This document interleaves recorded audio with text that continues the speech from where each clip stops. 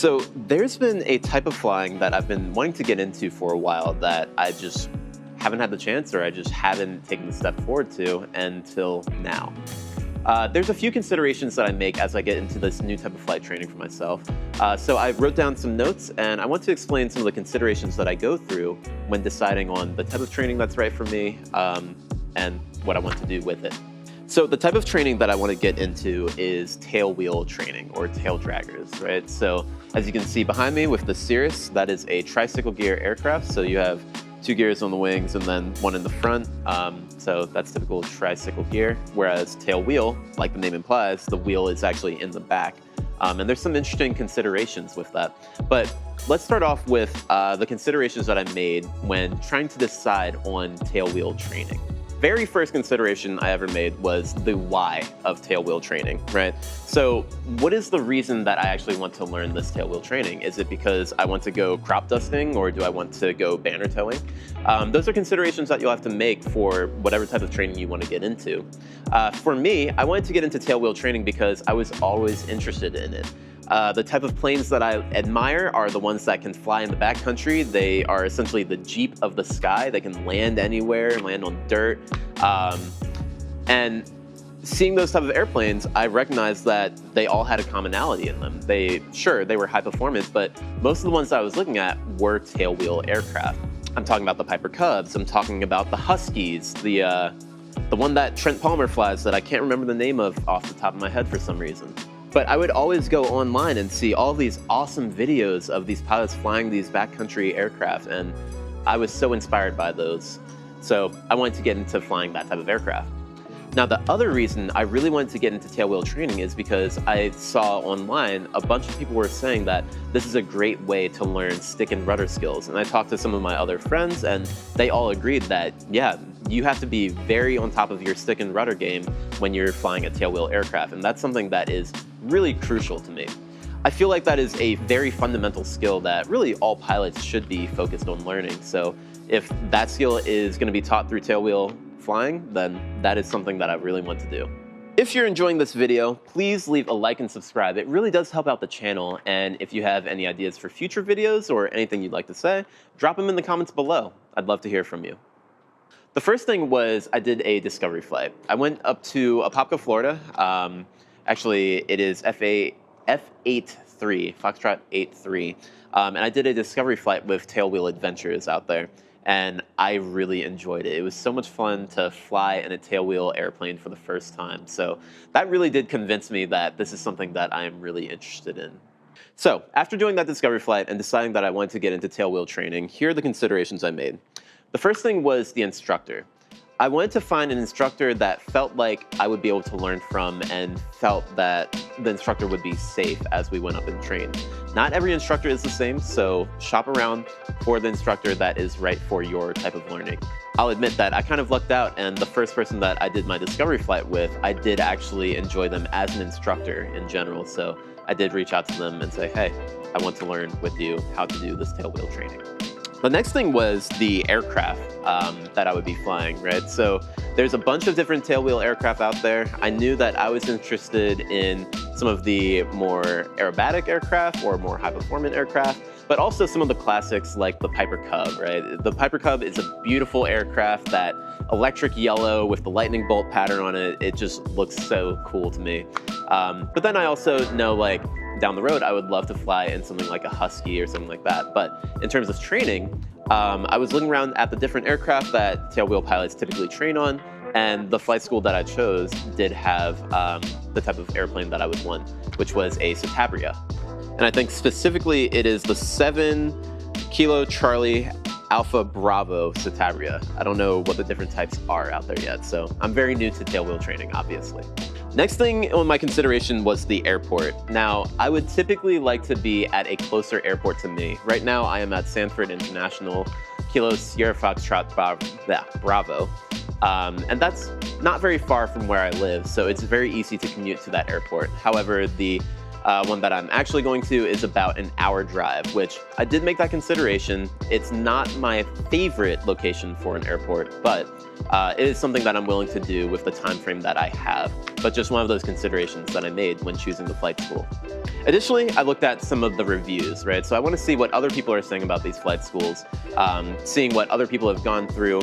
It really does help set a perspective and help set my mind at ease that I'm choosing the right flight school. Next up, I was looking at the finances of it, right? So I want to get into this type of training, and I don't want to really be worrying about the payment as I go, right? So I like to actually set money aside for the type of training, and I like to put that money down in bulk. So then as I'm training, I'm not worried about the financial aspect of it. I can just focus solely on the training.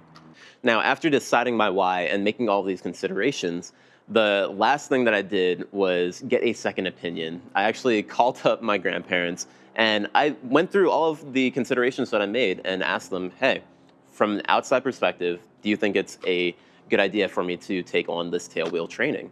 They did agree. I also talked to some other friends. I've talked to some pilot friends.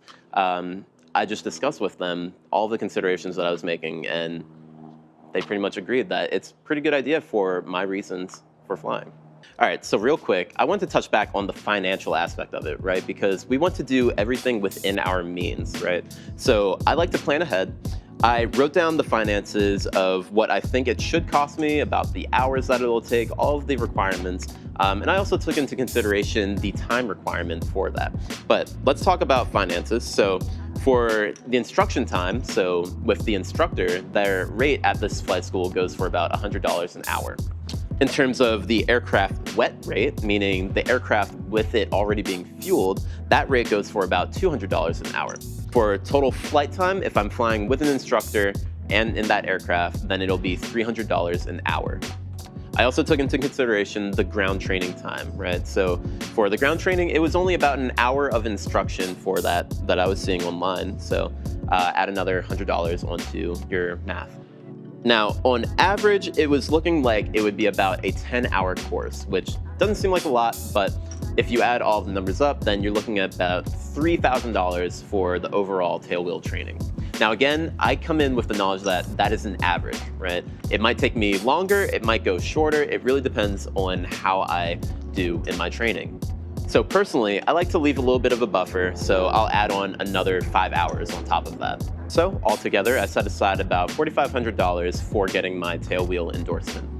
Now, I got super excited about this, so I am going to get started with the tailwheel training, but I also have the benefit of looking up the information on what will be covered in the course. I actually reached out to the instructor, and they gave me a PDF that lists out all of the content that will be covered.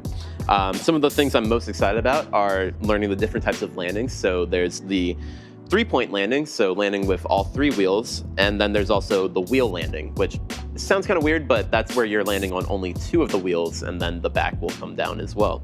Additionally, I'm going to learn fast taxi, which I'm excited for because I think that'll teach me more about understanding how wind interacts with aircraft on the ground.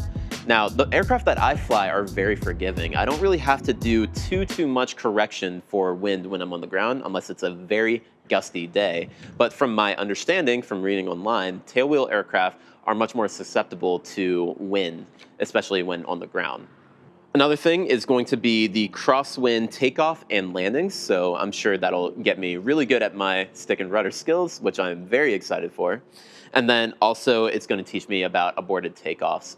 I'm really not sure what to expect for a tailwheel aircraft with an aborted takeoff. But just those are some of the things that I'm really excited to learn about.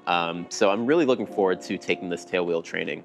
Now, even with doing all of this research, there are a few questions that are just left unanswered for me, right? So for example, I'm wondering what the process is going to be like, you know? So is the cost that I'm looking at also including the check ride, or what even does the check ride look like, right? Is it with the instructors there, or is it going to be like I have to reach out to the CFE to schedule a check ride, and what is the availability there, right?